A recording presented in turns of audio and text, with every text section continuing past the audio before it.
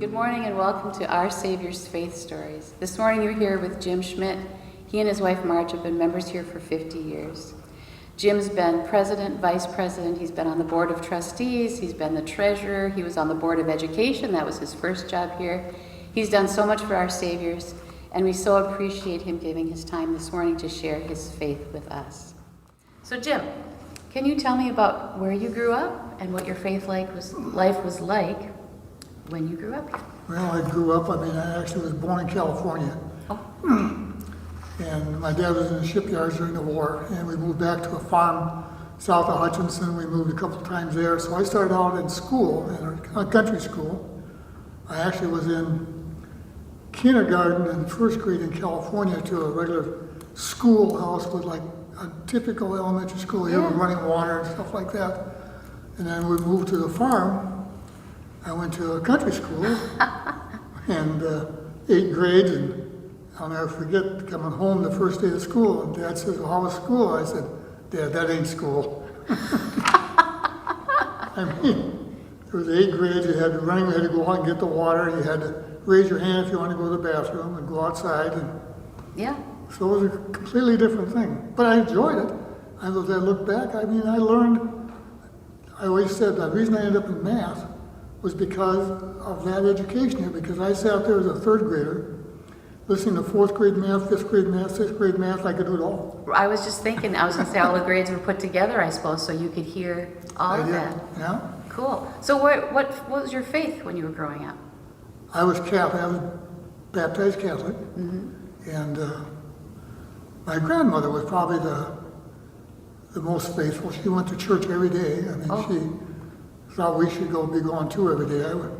But my folks, we always went to church every Sunday. Whether we wanted to or not, we got out of bed, we went to church. We sat still in church, and if we didn't, we found out when we got home why we should have.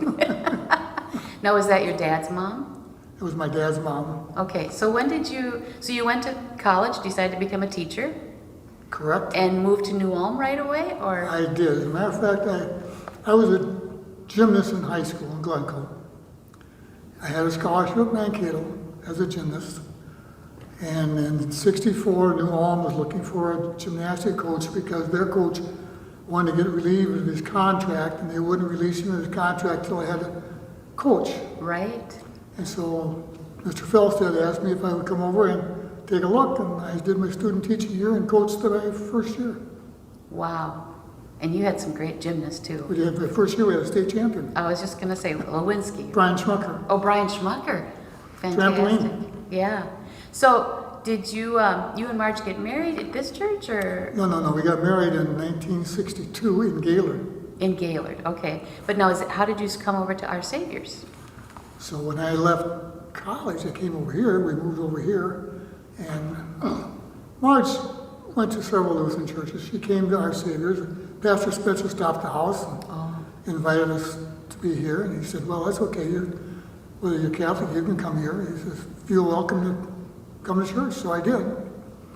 And then that was in '65. And then several years later, Chad was born, and I thought, if we're going to be going to church, we should be going as a family. So nice. I joined Our Savior's in '71. Nice. Do you have any memories of your kids growing up here? Oh, yeah. Probably too many to remember, No, right? it was fun. They enjoyed it. Yeah, good. But there wasn't the youth program they have going now. No. But they did Sunday school and I suppose Christmas programs. Sunday school and activities and confirmed and all the rest. All confirmation, that's right. Yeah. Nice. Well, yeah, members for 50 years. Yeah, that's fantastic. So you and Hillard started tell me how the faith chest started to grow. I know they started probably 20 some years ago, maybe 25 years ago with Frank Stuckey and Del Cosmo. Yeah, they started it. Every Sunday morning, I come to church, and as a matter of fact, I come to church early just to go sit in the what used to be the kitchen. Yeah. Have coffee with Del and Frank. We sit there and kibitz. And Frank says, and Del, he says, "You ought to come out and help us with the faith chest." I said, "Okay," so I did. So that was down in Valley Street. We were building faith chests, and I think they were building them in Del's shop out there one time. But anyway, I was there, and after they passed the torch on to, I don't remember who it was, but he passed away too. And then, so then Hillary was approached, and Hillary said, well, I will if you can get Jim Schmidt to come help me. So the two of us been building them, I don't know for how long now. So when did you start doing woodworking? When did I start doing Yeah. woodworking? Yeah. Probably when I was in about 8th grade.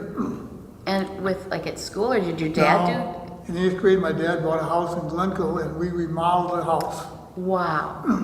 We tore it inside out. There was 8 kids in the family, 7 kids in the family. Oh, gosh. And so we were in a little house, and so we just ripped it out completely, and then we remodeled it. So your dad was quite a woodworker too then? My grandfather, my dad, yeah. Oh, my gosh. And so then, and when we were on the farm, You learn everything. Yeah, you have to do Dad would everything. say, go get this or go fix that, and you just go do it, try to figure out how to do it. Right. So, It's such a gift to the church to have these faith chests to give to the baptismal families. I know they're very much appreciated. So that is a very special service that you do for the church, and we appreciate that.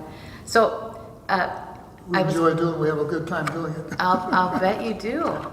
So I would think I don't do woodworking, but any craft sort of thing that I do, or music, I can really connect with my faith and connect with God during that. Is that how you feel with the faith chest when you're working on them? Or? You're working, yeah. Every time someone's baptized, I can. Right. That's really nice. We both do. Nice. So I know you also go to the Boundary Waters pretty often. My question was, when do you feel closest to God? Is it when you're out in the Boundary Waters, or is it when you're making faith pretty chests? close to him there, because that's all you got out there is God. So one of the times is like in the morning in the Boundary Waters, and I get up in the morning at 5:30, 5 o'clock, and I'll get up, and most of the other ones that are with us are still sleeping, so I'll get up and start a fire and have my coffee, and then just sit there and listen to the loons. It's just Nothing like peaceful. it. Yeah, nothing like it. Yeah, go back in the woods and walk around. It's just Do you quiet all by yourself.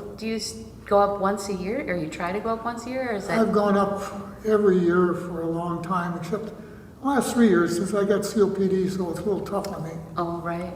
But I haven't been up there for 3 years, but in June, this year, June 8th, I'm going up with my brother, my son, my grandson, and 2 nephews. That's fantastic. What a special trip. Yeah, that'd be and I great. told them that they get to do all the portaging, all the heavy lifting, because You've done that before. I can't handle it. No, you've done a lot of heavy lifting early on. This time you don't have to worry about That's it. right. That's fantastic. Well, Jim, thanks so much for sharing your story. We really appreciate it. Yeah. We love your gifts that you share with our church. Thank you. You're welcome.